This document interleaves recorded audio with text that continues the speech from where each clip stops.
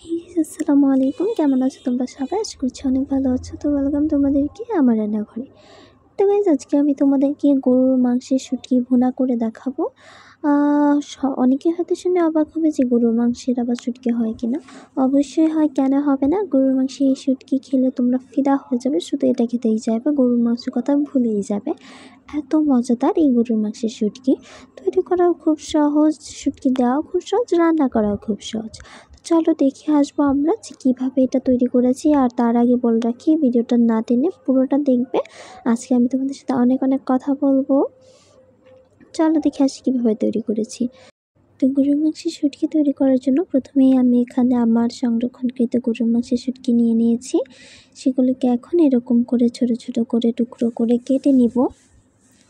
তোমরা তো দেখতেই পারছো যে আমি ঠিক কীভাবে কেটে নিয়েছি, তোমরাও ঠিক এভাবেই কেটে নেবে, মানে ছোট ছোট টুকরো করে কেটে নেবে আর কি, এই যে এরকম করে। আর আমি ভিডিওর মাঝখানে তোমাদের প্রসেসিংটা বলবো, গরুর মাংসের শুটকি কীভাবে তৈরি করতে হয়। আর এত সহজ, জাস্ট 1 মিনিট লাগবে বলতে, এতটাই সহজ। তো তারপর শুটকিটা তৈরি করার জন্য এখানে আমি আলুটা কেটে নিচ্ছি।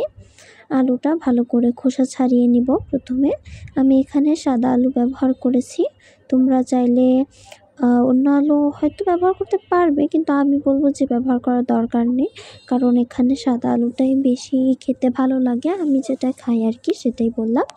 আর অন্য আলু খেতে এখানে ভালো লাগবে না, না মিষ্টি আলু না জাম আলু, কোনোটাই না। তারপর এরকম পাতলা পাতলা করে চিকন করে কেটে নিব আর কি আলুটা। শুটকিটা ঠিক যেরকম সাইজের করে কাটা হয়েছে আর কি, ঠিক সেরকম পাতলা পাতলা করে একটু, মানে স্কোয়ার আর কি, ফ্রেঞ্চ ফ্রাই যেরকম করে না, ফ্রেঞ্চ ফ্রাইয়ের থেকে অনেক অনেক চিকন, তবে সেই রকম আকৃতি স্কোয়ার। তো দেখতে থাকো পুরো ভিডিওটা না টেনে, আশা করছি ভালো লাগবে। ভালো লাগলে like comment share and subscribe করে পাশেই থেকো। আলু কেটে নেওয়া আমার হয়ে গেছে। এখন আমি এখানে শুটকিটা নিয়ে নিয়েছি, সবগুলো শুটকি আমি কেটে নিয়েছি, তো দেখতেই পাচ্ছ। তো এরকম সাইজ করে শুটকিগুলো কেটে নিয়েছি। আর হচ্ছে আলুটাও, এখন এখানে কিছু মশলা দিব। মশলাটা হচ্ছে দিয়ে দিচ্ছি 1.5 চা চামচ পরিমাণ ধনিয়ার গুঁড়ো, 1 চা চামচ পরিমাণ হলুদের গুঁড়ো, আর তার সাথে দিয়ে দিয়েছি 2 চা চামচ পরিমাণ মরিচের গুঁড়ো। প্রথমে দিয়েছি ধনিয়ার গুঁড়ো 1.5 চা চামচ পরিমাণ, তারপর দিয়েছি 2 চা চামচ পরিমাণ মরিচের গুঁড়ো, তারপর দিয়েছি 1 চা চামচ পরিমাণ হলুদ গুঁড়ো। তারপর এখানে দিয়ে দিলাম 1 চা চামচ পরিমাণ রসুন বাটা, 2 টেবিল চামচ পরিমাণ পেঁয়াজ বাটা, আর দিয়ে দিব 1 চা চামচ পরিমাণ, 1 চা চামচের থেকে একটু বেশি জিরা বাটা। মানে মাংসের যত মশলা আছে এগুলো দিতে হবে আর কি, তাই বলতে চাচ্ছি, সহজে বলে ফেললাম। আর তার সাথে দিয়ে দিব 1 চা চামচ পরিমাণ আদা বাটা। এই তো এখানে আমার মশলা দেওয়া প্রায় শেষ। তার সাথে স্বাদ মতো লবণটা দিয়ে দিলাম। তার মধ্যে আবার দিয়ে দিয়েছি দারচিনি, এলাচ আর তেজপাতা। তারপর চুলায় একটি কড়াই বসিয়ে তাতে দিয়ে দিচ্ছি পরিমাণ মতো তেল। তেলটা গরম হয়ে যাওয়ার জন্য অপেক্ষা করব।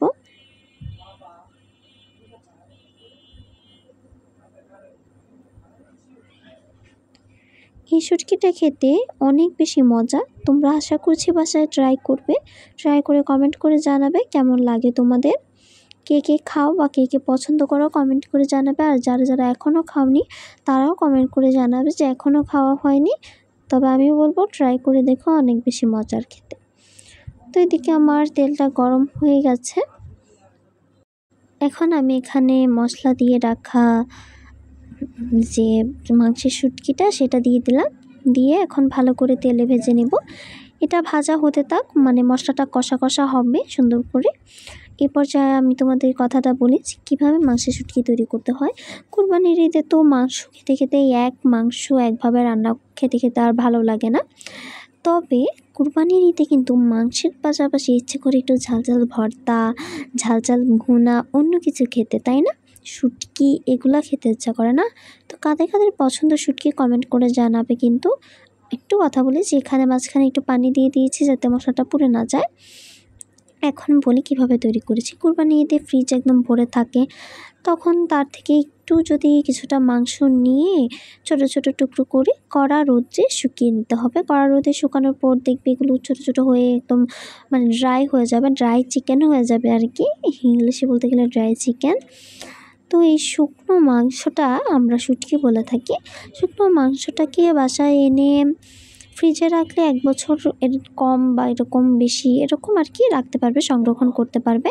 আর যদি ফ্রিজে না রেখো বাহিরে রাখো তাহলে কয়েক মাস সংরক্ষণ করতে পারবে। কয়েক মাস সংরক্ষণ করলে কিন্তু একটু ফাঙ্গাসের মতো পড়ে যায় আর কি, 1 বছর করতে পারবে না বাহিরে রেখে সংরক্ষণ।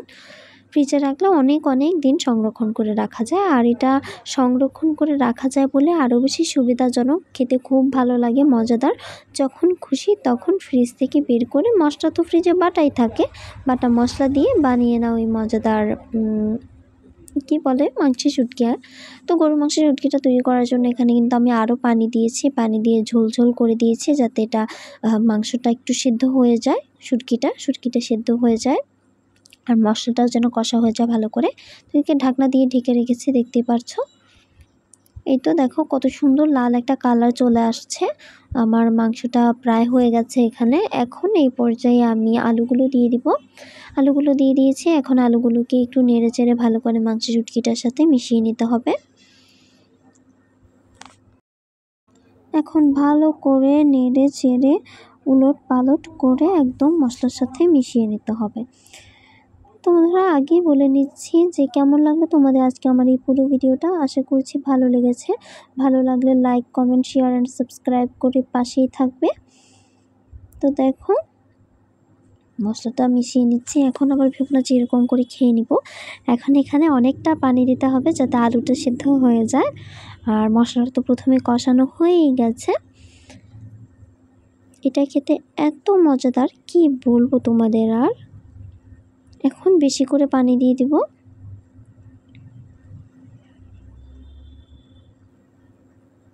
বেশি মানে তোমরা একটু বুঝে দিবে যে কতটুকু দিলে তোমার আলুটা সিদ্ধ হয়ে মাখা মাখা থাকবে, ঝোলটা ঠিক সেরকম, একদম আবার পানসা যেন না হয়ে যায়, মাখা মাখা থাকতে হবে। এই তো এরকম পানি দিয়েছি, এখন এটা সিদ্ধ হয়ে যাবে। তো এখন ঢাকনা দিয়ে ঢেকে দেব, ভালো করে সিদ্ধ করে একবার নামিয়ে সার্ভ করে ফিরে আসছি। এই তো বন্ধুরা সার্ভ করে নিয়েছি। তো কমেন্ট করে জানাবে কেমন লাগলো তোমাদের আজকে আমার এই পুরো ভিডিওটা। আমি আশা করি ভালো লেগেছে। ভালো লাগলে like, comment, share and subscribe করে পাশেই থাকবে। তো গাইজ দেখো তোমরা এটা বাসায় অবশ্যই ট্রাই করবে, দেখবে কতটা মজাদার এটা খেতে। আমি যেভাবে বলেছি সেভাবে প্রথমে মাংসের শুটকি দাও, তারপর এরকম করে ভিডিও দেখে দেখে রান্না করে নাও। তো গাইজ ধন্যবাদ তোমাদেরকে আজকে আমার এই পুরো ভিডিওটা না টেনে দেখার জন্য। সকলেই ভালো থাকবে, সুস্থ থাকবে। আল্লাহ হাফিজ।